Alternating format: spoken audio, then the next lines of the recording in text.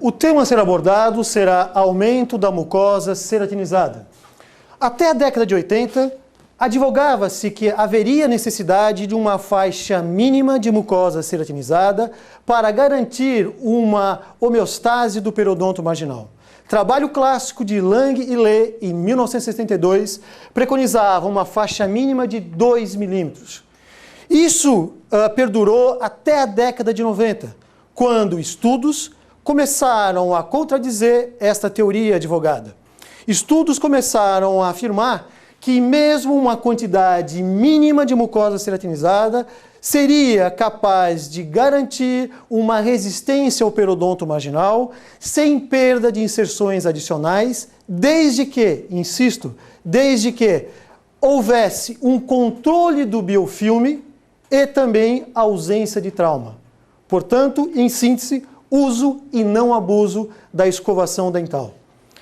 Durante muito tempo também se advogava que haveria necessidade de aumentar a quantidade de mucosa ceratinizada para paralisar a progressão da recessão tecidual marginal.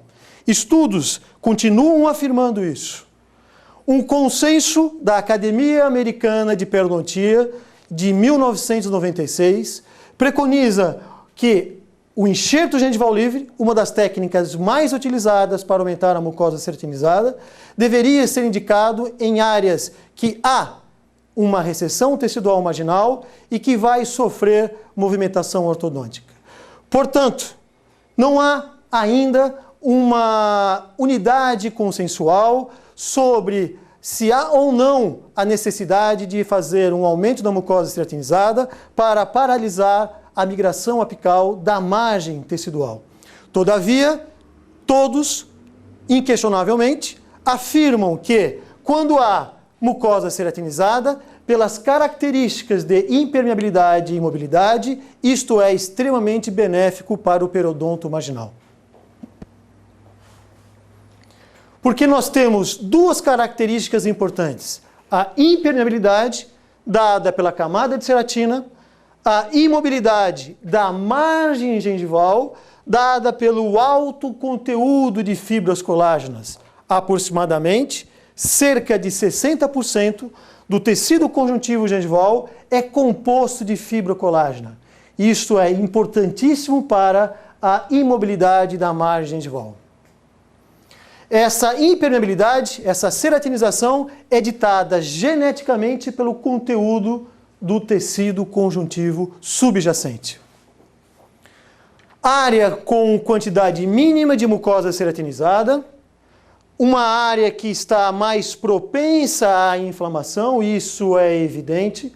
É notório observar que sempre que há dentes vestibularizados, ou seja, proeminência vestibular do dente, é provável que haja fenestrações ou deiscências. E isso predispõe uma recessão tecidual marginal. Isto é um pré-requisito para a recessão tecidual marginal.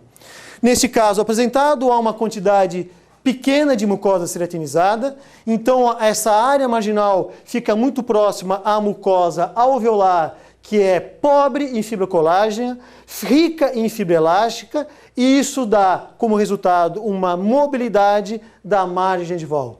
Essa mobilidade torna esse sulco mais amplo e profundo, consequentemente aumentando o risco, a probabilidade de inflamação.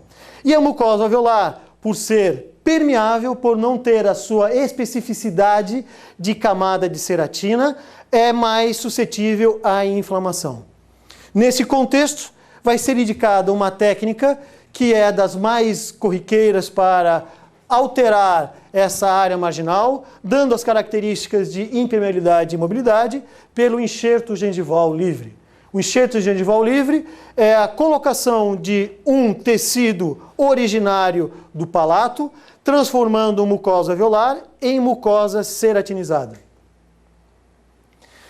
Neste caso, iniciou-se pela raspagem e alisamento da superfície radicular.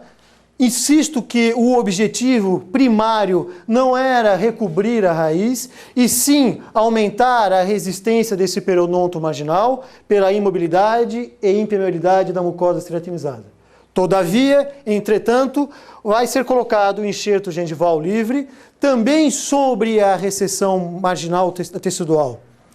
Portanto, é necessário transformar essa superfície radicular em biocompatível com os tecidos, removendo cálculo, biofilme e principalmente endotoxina. Após a raspagem e alisamento, é feita uma incisão na junção mucogengival, foi feito incisões relaxantes e com o movimento circular da lâmina 15C foi feito a divisão desse retalho.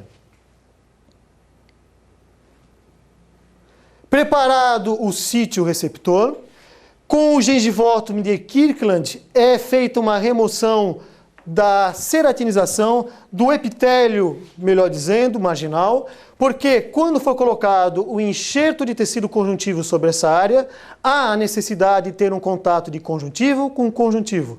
Logo, tem que se remover todo o epitélio marginal. Feito um condicionamento ácido da superfície radicular, esse condicionamento ácido é um coadjuvante extremamente interessante para a remoção do smear layer, originário do tratamento mecânico, raspagem e alisamento, para a remoção também possível de bactérias que permaneceram in situ após a raspagem e alisamento e principalmente para liberar fibrilas colágenas do cemento e da dentina. Essas fibrilas colágenas podem se interdigitar com as fibrilas colágenas do tecido conjuntivo gengival. Após 3 minutos de condicionamento ácido, 1 minuto de lavagem com o soro fisiológico. Tecido removido do palato, epitélio mais conjuntivo, coloca-se esse tecido e comprime sobre o sítio receptor. É imprescindível que haja ausência de espaços vazios,